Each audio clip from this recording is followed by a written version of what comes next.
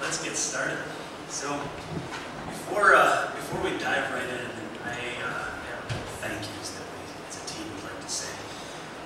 First of all, thank you to you as a congregation. Without your prayers, without your support, without your encouragement, going to the Congo would be such a daunting thing. I mean, we're talking 6,000 miles away. We're talking in the middle of the jungle. We're talking leaving our families behind. You guys' prayer and support has been meant the world to us. The other is the sacrificial giving that you guys have done. Wow. As a church, you guys have just, you've given so much. And the Hardys are so grateful, and so are all the other missionaries over there. I still am getting thank you emails from the Samitus, from the Wagners, from everybody. So thank you for your heart for missions. And the last thank you I want to give is to the families. I know how hard it was for mine. I know how hard it was for all of you. Letting your loved ones go to a country 6,000 miles away in the middle of nowhere where you don't know what's going on is hard. And being here and keeping life running, keeping girls going to games and boys going to practices and anything else, just being without somebody at the house, it's not an easy thing. And all of you did it sacrificially and in love, and we thank you so much for being there for us as our families. So I want to talk a little bit about travel to Congo. Actually, 11 years ago, it was kind of a harrowing experience. I mean, we got delayed in Buffalo, missed our connection to Paris. I lost my license somewhere along the way. There were a lot of things that challenged us on our way to Congo. Satan was certainly putting his foot in the middle of everything. So before we went this time, I decided that maybe I should, just tell everybody on the team about my experience. So, one of the team meetings, I talked about a lot of things, including the goat being on our luggage on the way back,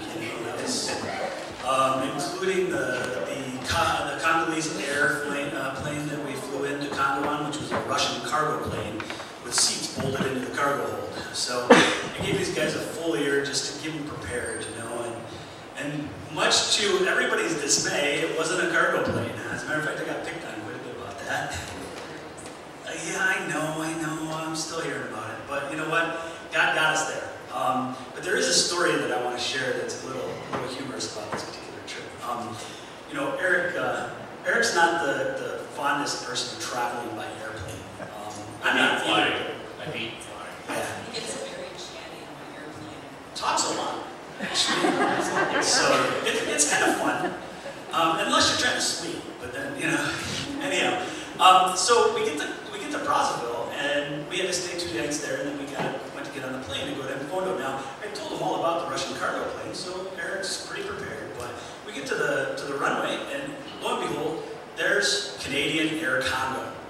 Eric is ecstatic. This is a known, they're from Canada. I've done a lot of fishing web in Canada. I know a lot of Canadians, so I thought, well, I don't know what Canada Air is doing down here, but I thought this is going to be great.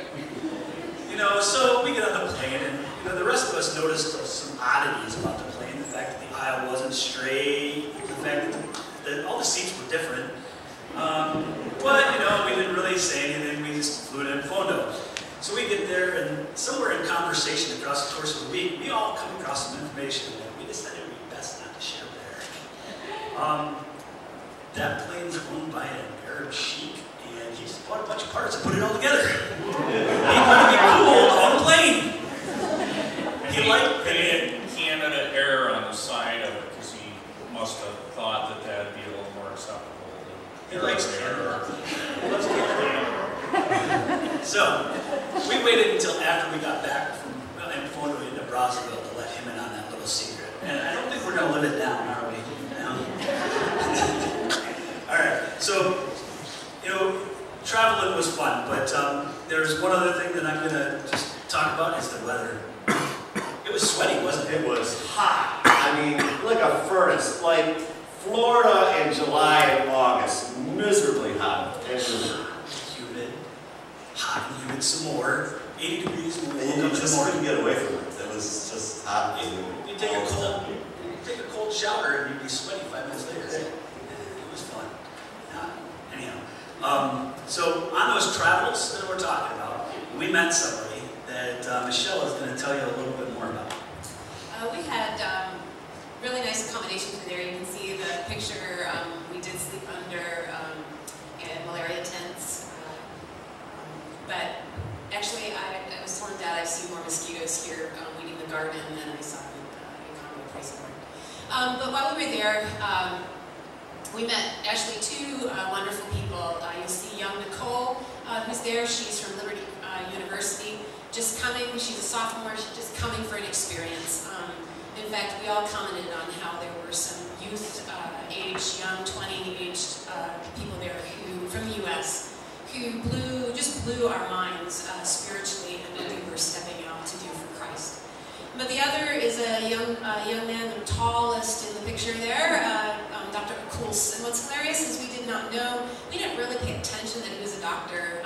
Here we arrive at the airport, and here's this gentleman translating for us, and he's all excited. He goes to the mission house with us. We're like, oh, this is kind of neat. He's like, oh, I'm going up to Infunda with you. I'm like, oh, that's cool. I don't know when it finally dawned on us, this 20-year-old is a surgeon, and he's been working as a surgeon. And we just never even thought to call him Dr. Otus. What a wonderful man who loves life and loves the Lord even more. His desire is to serve. He asked some of his friends to come up with him to Infunda, and we wanted to know how much we would get paid. And he was like, no, it's about serving. I want to serve. And he had them very confused by that. But we could see very quickly that he desires to actually do further education. He wants to do emergency room medicine training in I forgot where it is, Senegal. It is not very expensive in our terms, only a few $1,000s each year for him to be educated in that specialized training. But for him, it's a daunting thing in front of him. It's one of the things that we have as one of the prayer requests is you keep that smiling young man. We also kind of named him like Joku and had lots of phrases that he learned as well, American phrases. But keep that young man in your prayers. He's going to really touch lives for the Lord. He and I have been emailing each other daily, and he's in the middle of making a decision about going back to school, and I'm praying that he'll be pivotal with that hospital in Congo someday. I can envision that happening. Well, I do have to mention one more thing about the fact that we've all been talking about the timing, and that we were delayed from here. Akulis was kind of upset at where he was working because he couldn't get off work. He actually went to Infunda a week late, and again, it's just God's timing in all of this. God had this all planned out. It made travel so much easier having him along because he knew the language, he knew the culture, and was able to really sort out things much easier, faster. Not that the Lord would have seen us through some of those challenges, but it was a whole lot easier with Dr. Akulis. He is really an amazing guy. After our travels, we ended up getting to the missionary compound, and we'll show you a picture where we stayed. I can forward. Let's see. Here we go. This is the house most of the team stayed in. I actually stayed with the Harveys at their home, but this was home for the rest of the team. It was actually next door. It's a missionary compound where several long-term missionaries stay. It's very nice. And by Congolese standards, this is a palace. Okay, it's a brick structure, concrete floors, tin roof, and some running water and functioning toilets. The shower. That is elite stuff. Most people live in mud huts or bamboo huts, and very primitive surroundings. Maybe access to a well, a gudge, some sort of a latrine, no functioning toilets, that sort of thing. So we were very blessed. Let's see what's next here. We ate together most mornings. We would eat together and have a good meal together. Main meal of the day is usually in the afternoon, and we'd have have a meal, and then we might eat something light at the end of the day. One of the things we mentioned to you folks before we left, it kind of happened almost the last minute, the last week or so before we came, we had a conversation, Lyle and I did with Dr. Joe, and we realized that their 14-year-old son, Noah, is big into football or soccer here, and he's, he and his friends are playing all the time, and soccer is huge in that country. So, but his balls are literally in tatters. They've been sewn together, they've been taped together and everything else. So remember, a number of us donated money to buy soccer balls and pennies and jerseys, and some of our kids got other kids at school and so on to donate their used soccer cleats. So we packed a couple suitcases full of soccer stuff, praise God, and took that over. We packed those together, and then that night, once we got to Congo, we went over to the Harvey's house and presented them to Noah. And I tell you what, he said, "Mom, this is better than 5 Christmases and 5 birthdays put together." He went crazy over getting all that soccer equipment. And so for the next couple of weeks, we watched as 30, 40, 50 kids would come and play soccer there on the compound. They do it every day. They're getting together. Well, this is the family dog, Sparky. And Sparky gets nervous, as our dog does, whenever he sees the suitcases coming out. So Sparky's getting in the action, make sure he's not left out.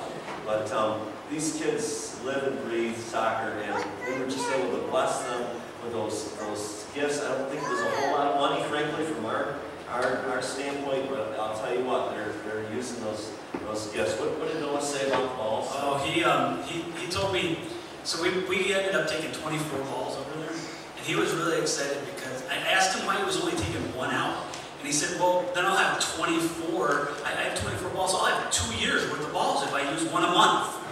So he's just keeping them safe and going to make sure that they have good balls for quite a time. And I can't say enough, I know, Michelle, you remarked about this a number of times. Noah is such a quality kid. At 14, extremely mature spiritually and so on, and he is having such a powerful ministry in the lives of these boys. What were you going to say? The thing about Noah is that he speaks nearly perfect Lingala, as well as French and English. Sorry, he speaks nearly perfect Lingala, so he speaks with these kids. In fact, I think, Mark, you said he was speaking Lingala in his sleep one night? Yes, that was me actually. I'm over there one night, and all of a sudden he's sound asleep, and he starts talking Lingala. Becky said, I think he's yelling at his friends. And so his mission there in living his life is just in the midst of these kids, and he's one of them. So it's really awesome to see him and the influence he has. And no lie, there were at least 40, 45 kids out there playing. We didn't get a picture that day, but every day they play. He already sent one of the balls to get stitched while we were there. And so we were only there 2 weeks. You can understand how much these balls really get used and abused. Well, from there we traveled the next day to the hospital's compound. This is the city street town in Congo, and just some small shops and areas of marketplace. We arrived at the hospital, and you'll see there a picture of, it's basically a 50-bed hospital, 30 buildings, and it's spread out on a 17-acre campus. Hold that picture right there, you can see. Now picture a youth camp, a Christian camp, Boy Scout camp, whatever.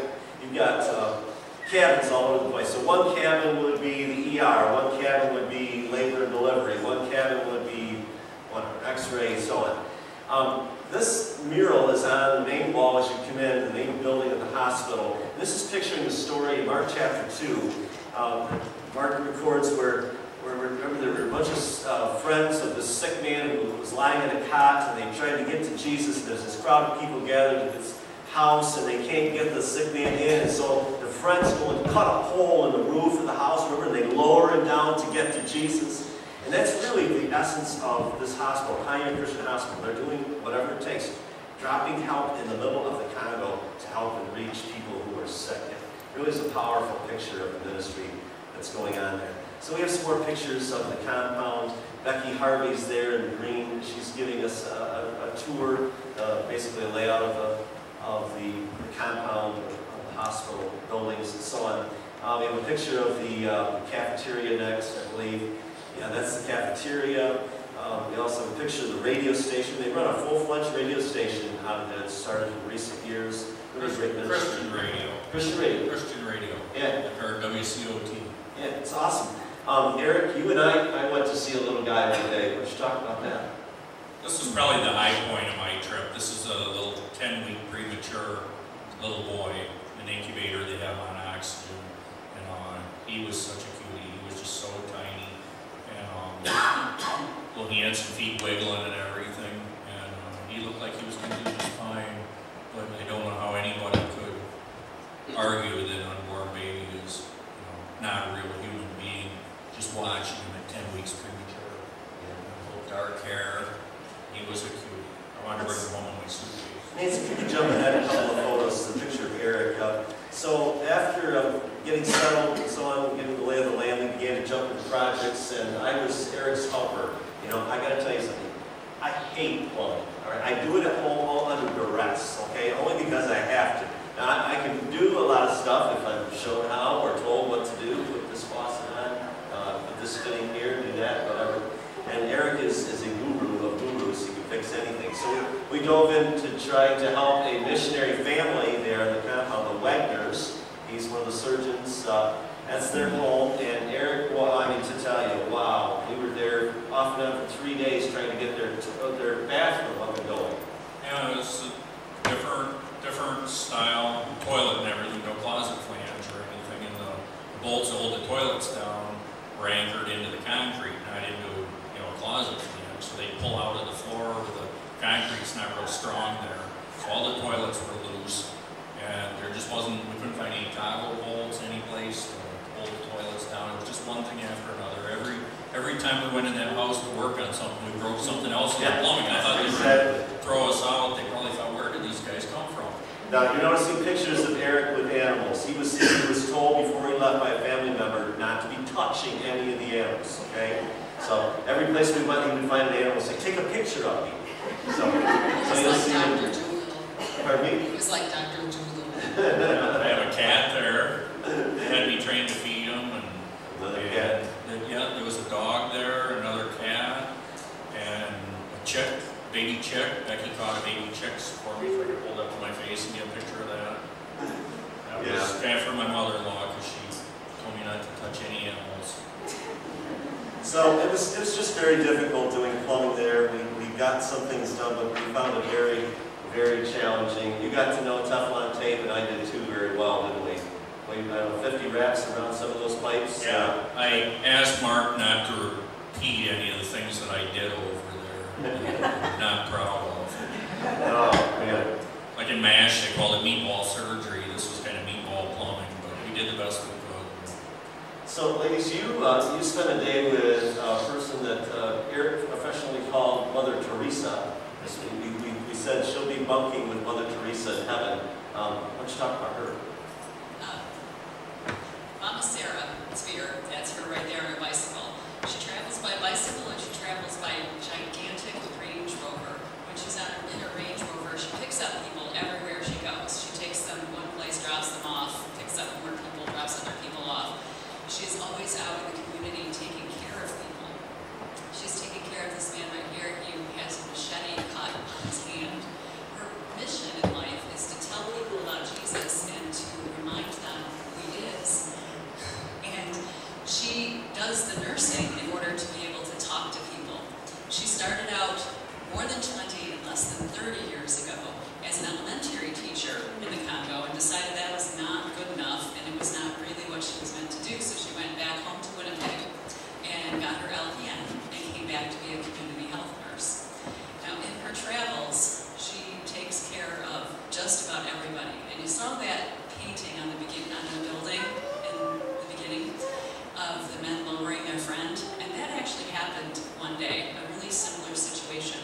There was another young student, Josie, who's 19, and she came from, British Columbia, I think, and she came to spend 6 weeks there. And she had been out with Mama Sarah during the morning, and at noontime, well actually it was about 2 in the afternoon, they came back to make lunch. Now lunch is the big meal of the day, so they had pots and pans out, and they were making their lunch.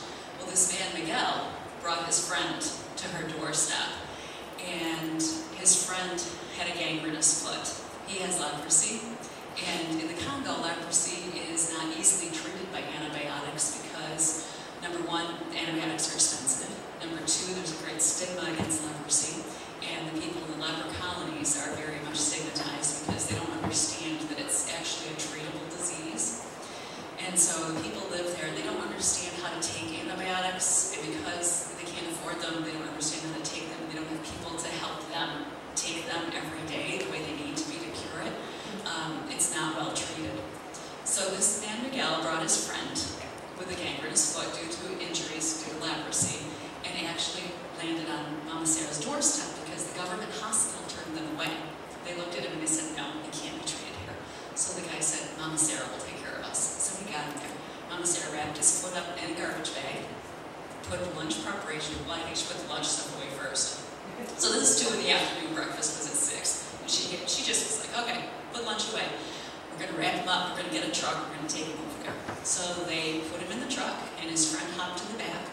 And because we have to combine rides because gasoline is hard to obtain and very, very expensive, I rode over as well because I was gonna work with some kids in the afternoon.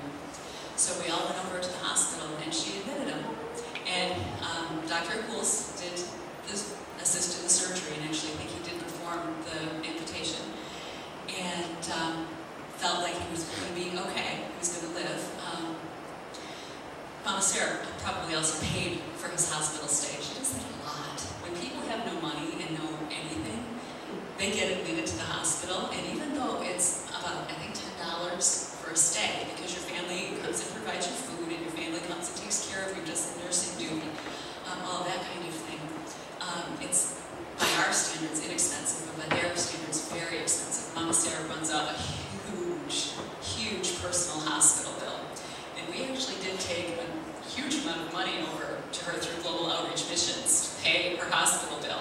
And Michelle and I were in there when she was meeting with the bookkeeper, and I think she thought it was enough to pay her bill up to her current debt, but it apparently was not. And so she was like, oh, because she can't turn anyone down. So that actually is kind of a need that you might want to keep in mind, that this lady travels all over and takes care of people and usually foots the bill as well. It was a really amazing experience. She really is Mother Teresa. You want to talk about that, Michelle? Some of the other things you're going to see are some pictures of alpha pygmies. We went with Sarah out to see them as well. I also went in turn to do some work in the laboratory. Ran into some difficulties along the way, but discovered some reagents and things that they didn't have, which, it's not like, again, you can just go to Amazon and order it and have it shipped overnight, kind of thing. But I was able to help put together an instrument. It took a while to learn how to run it, but they had an instrument to, for those of you that are taking a blood thinner like Coumadin, it's one that they will be using when a patient who's having some serious surgery comes back to the U.S. Comes back to Congo. He's in the gal's in Kenya right now. That they will be utilizing. And I was able to train, had a missionary, so I was able, interpreters, so I was able to train them how to use that analyzer. And that is one of the frustrations there, is we can't speak the language. I know for all of us, you can only do so many hand gestures when you're trying to talk scientific stuff. But they're a great lab crew. You'll see a picture in a second here. There's 4 of them in a small laboratory there. I had the opportunity to see Michelle train the lab techs. And we had a young lady who was there who's from France. So she was Michelle's interpreter. And even with somebody fully interpreting for you that speaks the language fluently, it's really kind of hard, because you're saying a little bit, and then they're translating, and then you're correcting, and then they're translating again, and it's back and forth and back and forth. And it took her, I think it was like an hour to train that first crew, when it should have taken you about 20 minutes. But something so simple as you and I run credit cards all the time, and that magnetic strip on the back, the cards to run on this analyzer had a magnetic strip, so you ran it through, so the instrument knew which card you were using. They don't have credit cards. They didn't even understand. I had to try to explain the magic of a magnetic strip on the back of the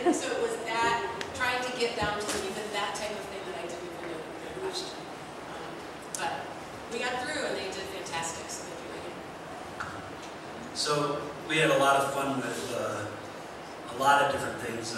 There's pictures going on up on the screen. We're gonna, some of that we're gonna skip. Some of this is the market right now. So it's kind of neat. There was a meat market. That's crocodile. Yeah, you'll see some fish, crocodile, and you'll see some boar, and that's crocodile again. So they have an open air market that basically fresh. Every morning they have meat out there. As a matter of fact, so fresh that they leave the crocodile's heart laying on the table next to the crocodile and it's beating. So you can tell. Yeah, it's kind of gross. And it smells a lot. So. Well, it is 95 degrees, so you want to know your meat is fresh. Yeah.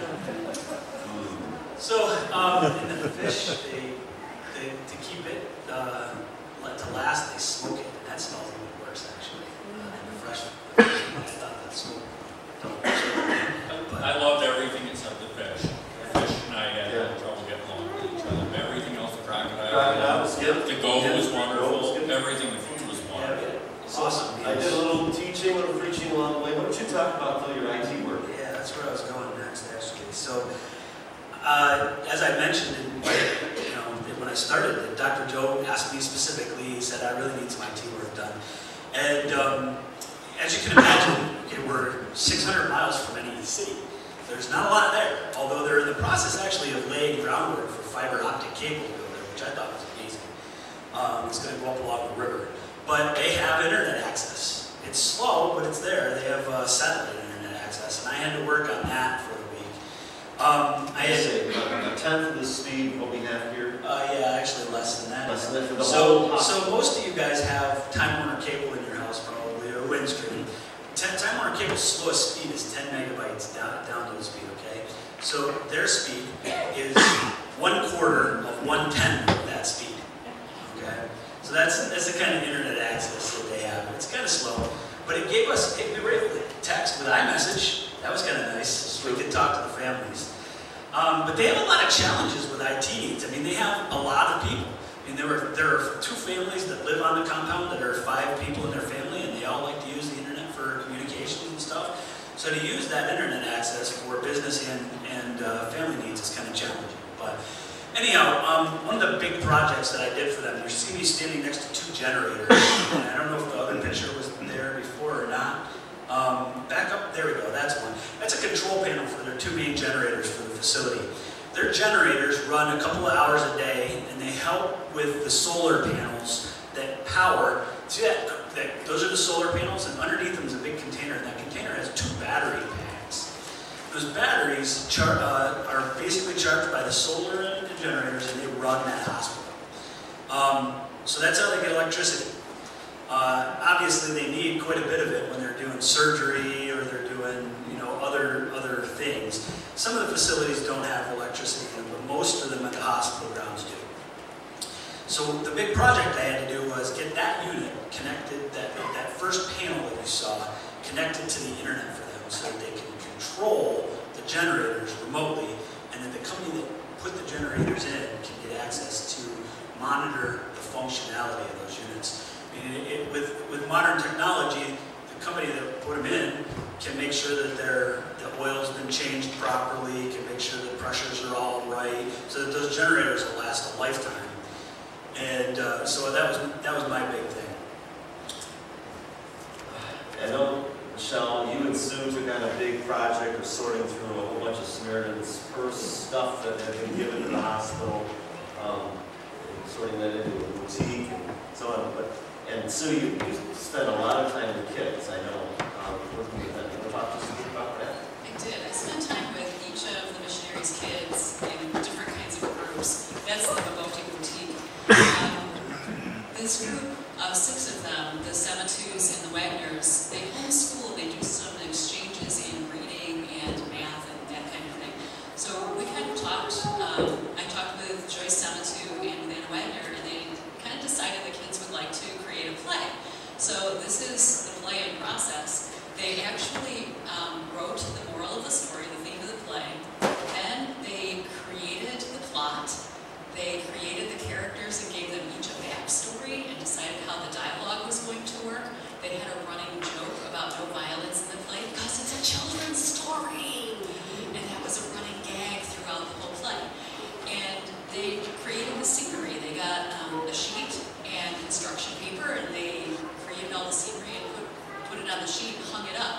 you see these two porches, there's two different places they can go back and forth every day or every other day.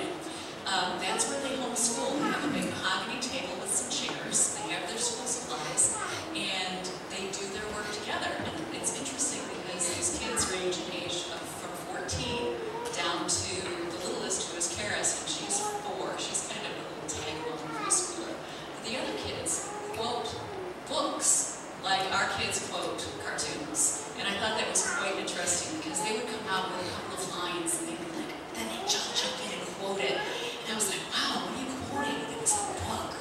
So that was really cool.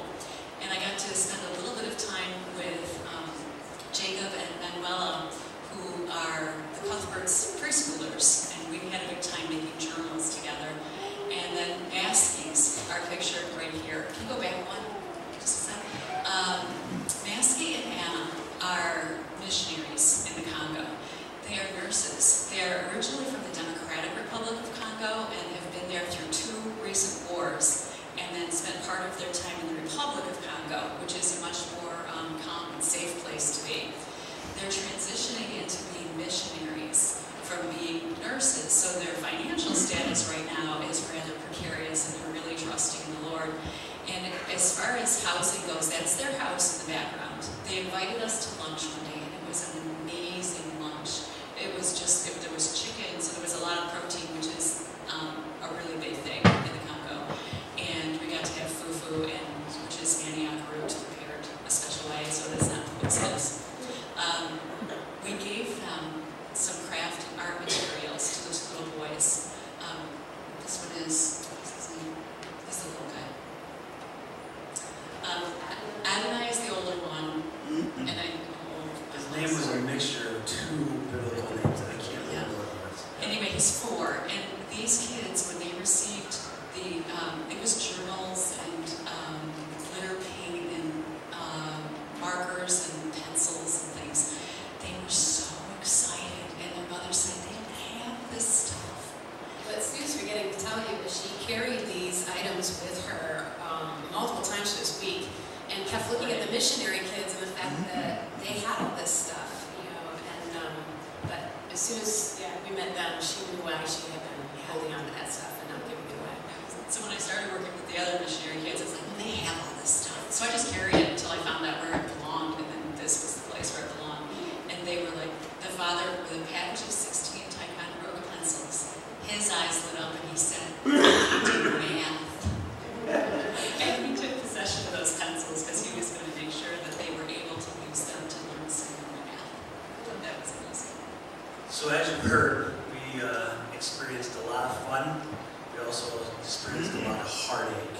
We could spend all day sitting up here telling you about it. I mean, 2 weeks packed with so much that God graced us with that it's hard to get it all out.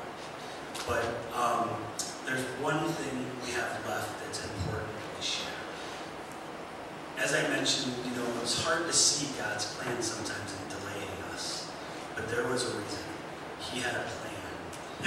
And Mark, would you like to talk about that? So, you know, we did a lot of projects, but we realized about, 2 or 3 days into the trip that Becky Hardy was just absolutely maxed out, stressed beyond anything we could possibly imagine. Joe, her husband, the doctor who leads the hospital, was here in the States receiving treatment for a fungal infection in his lungs. He had been there weeks, and the only family member with them was Noah, their 14-year-old, and Becky's having to pick up so much of what they do. And we were just, we realized how deeply hurt, and struggling she was. We decided we needed to do some things for her and for them.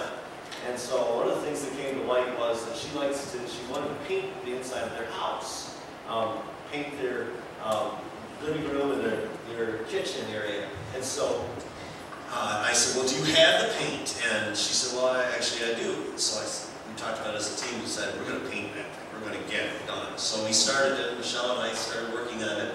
And Susan got involved, and it was fun oil-based paint. But we were able to paint it, and we could just see that she was encouraged, and spirits were lifted, and really was I mean, really, it made a big difference. Then Eric and Lyle tackled the project in their kitchen. Their sink was rotting out, and so they repaired the countertop and put a new faucet in. We just tried to do some things to come alongside her. And go ahead and share what Noah said one night. One of the things we were all talking about as a team was we all were running into struggles. You already heard the stories, the plumbing and lab stuff and the heat and all of that. Wondering, you guys gave a lot of money and what are we doing over here? Because as Americans, we're very task-oriented, and like Mark just brought up, we kind of stepped back and realized really why we were sent at that time, and we were supposed to go in the fall, and why did God wait for us to come now? And one night at supper, which was kind of nice because Becky would look at us and see how exhausted we were, and then she would say, well, why don't you come in for leftovers? And so one night we were sitting at the table, and Noah turned to Becky, and we were telling her, oh, by the way, you think this guy is a quiet, serious guy? Wait, he needs to start telling you some stories. Ask him about eating pie in the truck, okay? Not in the Congo, in the U.S., so it'll just send you in stitches.